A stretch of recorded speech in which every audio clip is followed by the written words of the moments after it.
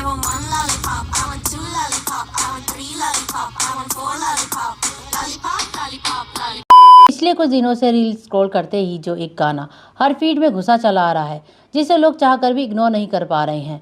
हर दूसरी फीड पर वही साउंड, वही हुक, वही लाइन सुनाई दे रही है। ये गाना है lollipop by Neha Kakkar and Tony Kakkar. ये सिर्फ एक नॉर्मल क्रिंज सॉन्ग नहीं है जिसका मजाक बनाकर लोग आगे बढ़ जाएंगे।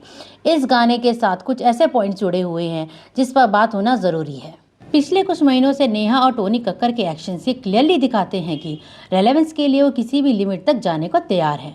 इंडस्ट्री में डाउनफॉल तो कई लोगों का आया है, लेकिन इतना एक्सट्रीम फॉल जहां इमेज, रिस्पेक्ट और लेगेसी सब स्टेक पर लग जाए, ऐसा कम ही देखने को मिलता है। तो सवाल यहाँ ये है, आखिर कौन सी चॉइसेस हैं जो नेहा कक्कर और टोनी कक्कर आजकल कर रहे हैं, और क्यों नेहा कक्कर के लिए वर्गैलिटी एक मजबूरी बन चुकी है। Let's find out. Neha Kakkar का जन्म 6 जून 1988 को ऋषिकेश में हुआ था, जो उस वक्त उत्तर प्रदेश का हिस्सा हुआ करता था। 1990 के अर्ली ईयर्स में पूरी फैमिली दिल्ली शिफ्ट हो गई, सिर्फ इसलिए ताकि सिंगिंग को सीरियस करियर बनाया जा सके। 4 साल की छोटी सी उम्र में नेहा ने लोकल गैदरिंग्स और रिलीजियस इवेंट में परफॉर्म करना स्टार्ट कर दिया था। मंदिर, जगराता, छोटे फंक्शंस, यही उनका पहला स्टेज था और यही उनकी ट्रेनिंग ग्राउंड भी थी। 2004 में एक बड़ा डिसीजन लिया गया। नेहा अपने भाई टोनी कक्कर के साथ मुंबई में शिफ्ट हो गईं। अगले साल 2005 में उन्होंने इंडियन आइडल सीजन 2 में पार्टिसिपेट भी किया। वो शो में ज़्यादा आगे तक नहीं जा पाई, जल्दी एलिमिनेट हो गई। पर उस वक्त किसी ने नहीं सोचा था कि ये लड़की आगे जाकर इस शो की जज बनेंगी, और वो भी बैक टू बैक सीजन्स में। तब लोग नेहा को एक सीधी सादी, इमोशनल, मासूम सी सिंगर के रूप में जानते थे। एलिमिनेशन के बाद भी ऑडियंस का कनेक्शन बना रहा। 2008 में मीट ब्रोस के साथ उनका पहला एल्बम नेहा द रॉकस्टार आया। स्ट्रगल अभी भी खत्म नहीं हुआ था, लेकिन इंजन स्टार्ट हो चुका था। उन्हें पहली बड़ी पहचान 2012 की फिल्म कॉकटेल के डांस नंबर सेकंड हैंड जवानी से मिली। इसके बाद उनके एक के बाद एक पार्टी सॉन्ग सुपरहिट होते गए, जैसे यारियां का सनी सनी और 2014 की फिल्म क्वीन का iconic song London Thumakda. Playback singing के साथ साथ नेहा कक्कर कई म्यूजिक वीडियोस में भी नजर आई हैं, और पॉपुलर टेलीविजन रियलिटी शो खासकर इंडियन आइडल में जज के रूप में भी उनकी स्ट्रॉन्ग प्रेजेंस रही है। फिर आया वो फेज जहां गेम पलट गया 2017 के बाद। इससे पहले भी हिट्स आ रहे थे, लेकिन जो सुपरस्टार लेवल की पर्सनल फेम उन्हें चाहिए थी वो मिसिंग थी। 2017 के बाद नेहा कक्कर और तनिष्क बागची के रिमिक्स ने बॉलीवुड को लिटरली फ्लड कर दिया। हर दूसरी फिल्म में एक नेहा कक्कर का सॉन्ग, हर पार्टी प्लेलिस्ट में उनकी आवाज़, व्यूज़ 100 ऑफ मिलियंस में जाने लगे। जैसे हर फिल्म में एक आइटम सॉन्ग होता है, वैसे ही हर फिल्म में एक नेहा कक्कर सॉन्ग फिक्स हो गया था। 2019 के बाद तो ऐसा लगने लगा जैसे नेहा के पास सक्सेस का कोई फॉर्मूला आ गया हो, जो हर गाने को वायरल बना देता है। जो भी गाना, कैसी भी ट्यून अपलोड होते ही ट्रेंड बन जाता था। यूट्यूब पर वो सबसे ज़्यादा देखे जाने वाली फीमेल आर्टिस्ट बन गई, जहां उनके टोटल व्यूज़ 13.9 बिलियन क्रॉस कर चुके थे। स्पॉटिफाई पर वो most followed Indian female singer बन गई और ग्लोबली टॉप फीमेल आर्टिस्ट में उनका नाम आने लगा। अवार्ड्स भी लाइन से मिलने लगे।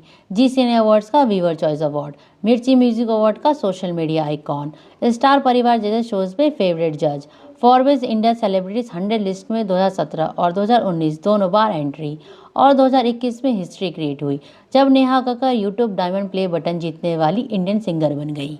सोचो, जो लड़की कई मंदिर के बाहर 500,000 के लिए भजन गा रही थी, वही लड़की इंडियन म्यूजिक इंडस्ट्री की हाईएस्ट पेज वॉइस में काउंट होने लगी। World tour, USA, Canada, UK, Australia, middle east, हर जगह sold out shows, wedding, clubs, international concert. Demand इतनी बढ़ गई कि नेहा कक्कर इंडिया की हाईएस्ट पेड लाइव परफॉर्मेंस में शुमार होने लगी। टीवी पर भी उनका डोमिनेंस था। Sa Re Ga Ma Pa, little champs, Indian idol के मल्टीपल सीजन्स, हर जगह एक ही फेस, नेहा कक्कर। यह था उनका करियर का पीक।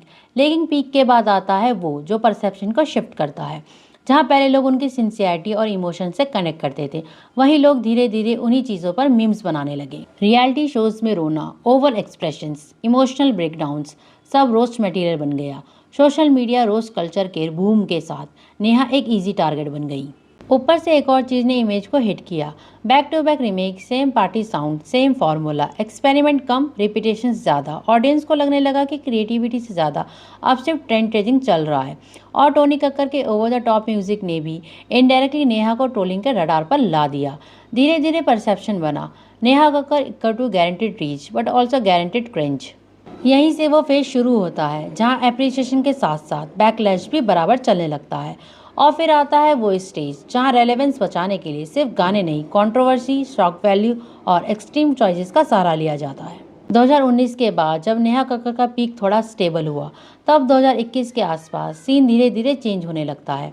बॉलीवुड में उनके गाने कम होने लगे। रियलिटी शोज में भी पहले जैसे कांस्टेंट प्रेजेंस नहीं रही।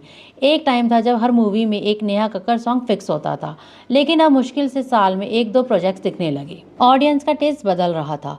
Heavy auto tune, same type के पार्टी ट्रैक से लोग बोर होने लगे थे। न्यू जनरेशन को फ्रेश साउंड, रॉ इमोशंस और रियल वाइब चाहिए थी। और यहाँ से नेहा और टोनी कक्कर के लिए सबसे बड़ा डर शुरू हुआ, इररिलेवेंट हो जाने का डर। टोनी कक्कर के सिंगल्स भी ऐड के बिना 1 मिलियन व्यू क्रॉस करने के लिए स्ट्रगल करने लगे। नेहा का बॉलीवुड डोमिनेंस धीरे धीरे रील्स कल्चर में कन्वर्ट होने लगा। और फिर उन्होंने एक चीज़ नोटिस की, आजकल दुनिया किस चीज़ पर पागल है? के-पॉप। सोचा गया why not ride this wave, और यहाँ से आइडिया आया। Flashy visuals, neon colours, candy theme, foreign vibe, और इसका रिजल्ट है कैंडी शॉप गाना। लेकिन प्रॉब्लम ये थी कि ना वो प्रॉपर के-पॉप बना, ना प्रॉपर इंडियन पॉप। सिर्फ एक शाइनी, ओवर सेंसुअलाइज्ड, कंफ्यूज प्रोडक्ट बनकर रह गया। इनका जो म्यूजिक वीडियो है वो एक्सपेंसिव था, कोरियोग्राफी भी टाइट थी, कलर्स भी लाउड थे, पर जो के-पॉप को हिट बनाता है वो चीज़ मिसिंग थी, और वो है उनकी soul.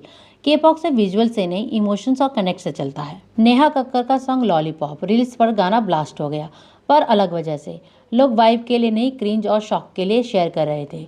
Lyrics, expression, body language सब अडल्ट कोडेड। और फिर सबसे बड़ा सवाल उठा, इसमें बच्चे क्या कर रहे हैं? नेहा के वीडियोस में छोटी लड़कियां, school age kids, mascot, minor dance कर रहे थे ऐसे गाने पर जो क्लियरली अडल्ट टोन का है। यहाँ से लोग बोलने लगे ये सॉन्ग अडल्ट के लिए है, तो फिर बच्चों को इस पे यूज़ क्यों किया जा रहा है? टोनी कक्कर का रिस्पॉन्स और ज़्यादा कंट्रोवर्शियल हो गया।